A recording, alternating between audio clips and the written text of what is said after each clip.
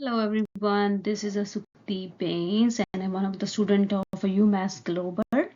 So today we will discuss about innovation project proposal, which is my project for my innovation study.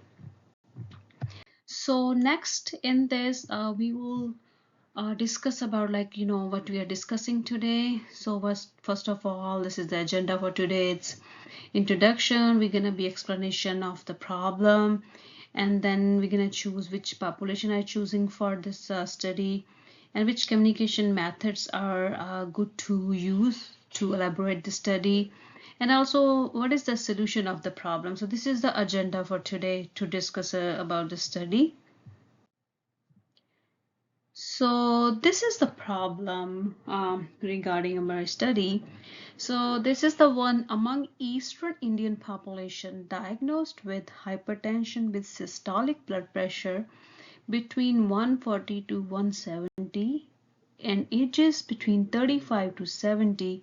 How does practicing yoga for an hour twice per week affect their blood pressure compared to not practicing yoga in 8-week period?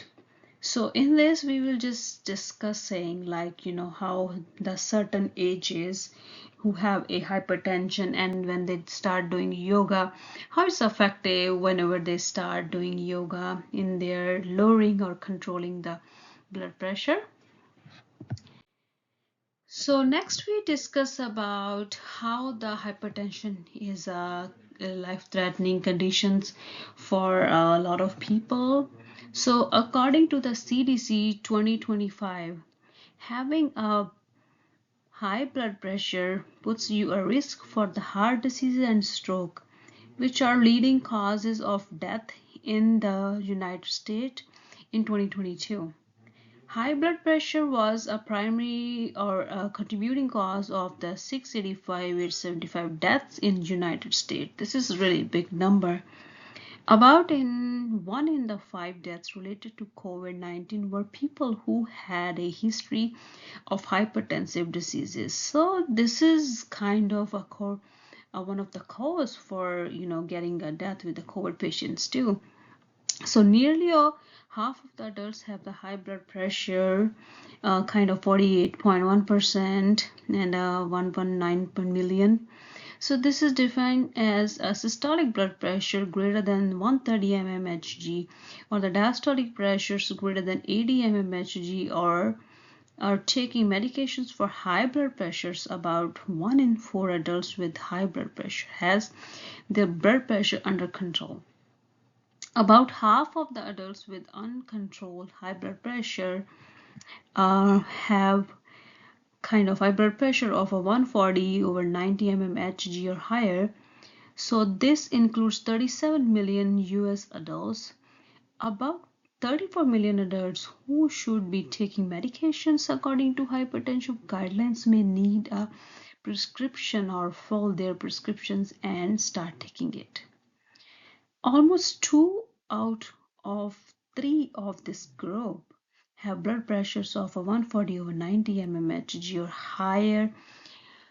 High blood pressure costs the United States about $131 billion each year, average over 12 years from 23 to 2014. So this is a huge numbers for medications for hypertensive blood pressure patients. So this is a very important the health conditions to who knows everyone's about this disease conditions. And there is a certain groups are which is kind of also high risk. According to the CDC 2025, a higher percentage of the men having high blood pressures than the women. High blood pressure high blood pressure is a more common in the non-Hispanic black adults than in the non-Hispanic white adults. Non-Hispanic Asian adults or Hispanic adults among those recommend take blood pressure medications. Blood pressure control higher among non-Hispanic white adults than in non-Hispanic black adults. Non-Hispanic Asian adults or Asian or Hispanic adults So it is very important to everybody know about which races are kind of the high risk for that one, so at least they have the idea, so they can at least early save their life for getting big diseases. So let's talk about the population I choose for this study. So for this study, actually, the writer choose 35-year to 70-year-old age who are diagnosed with the hypertension in the local area, because this age group is a kind of high risk for hypertension. So for help in this study, so the writer also getting the help from the yoga therapist and also the medical assistants who can be just help during this all study. So next, we gonna choose and just like kind of educated the people about the smartphone actually, because nowadays everybody's life is stuck on phones, and I don't think so anybody's gonna be, live without phone. And I think it's the good way to teach everyone, because I believe everyone has phone this time, even from the kids to till, kind of end of the life, everybody has it.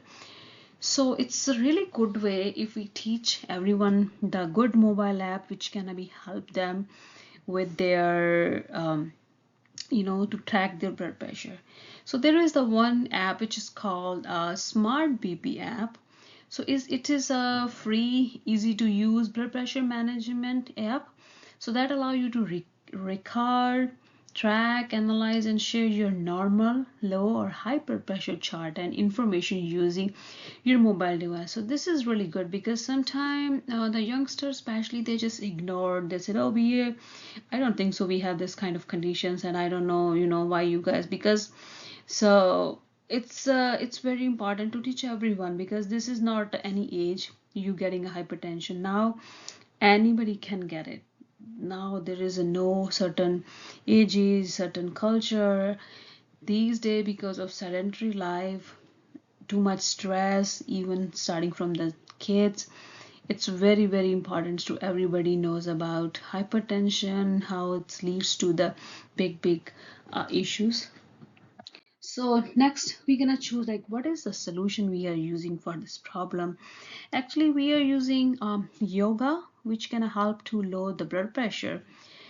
So in this we just explaining like how yoga is beneficial.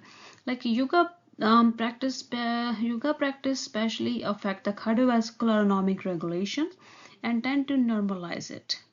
They control the autonomic nervous system and influence the brain's electric rhythm, heart rate, and systolic and diastolic pressure. In yoga, relaxation and slow pacing pranayama techniques decrease the sympathetic activity and enhance the parasympathetic activity. These practices optimally balance symptomatic stress response and enhance healthy cardiovascular functioning. So we can see how is the yoga is really effective, and how is the pathophysiology of the yoga, which can help our internal cardiovascular system, our neurovascular system. So this is really good if we gonna start doing a yoga, so and just gonna be make our life easy and healthy. So we're gonna be definitely discuss about the yoga, how it's beneficial, and we discuss about what is the problem, how it's bad for our health, and what mobile app we are going to use to explore our study, and what is the solution of this problem. I hope everyone likes it. So these are the references which I use for my this study. So everyone, thank you for listening to me. I hope everyone enjoying that one. Thank you.